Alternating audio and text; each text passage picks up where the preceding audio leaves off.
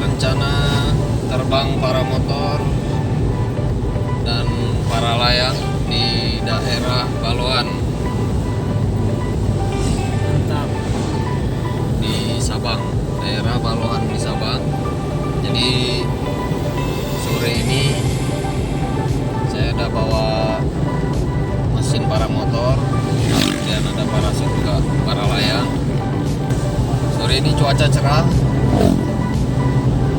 mudah-mudahan anginnya juga mendukung sehingga pada saat kita latihan atau giat terbang tetap dalam kondisi yang aman.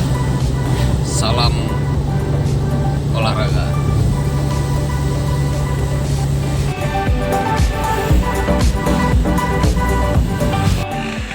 Ya, ini dia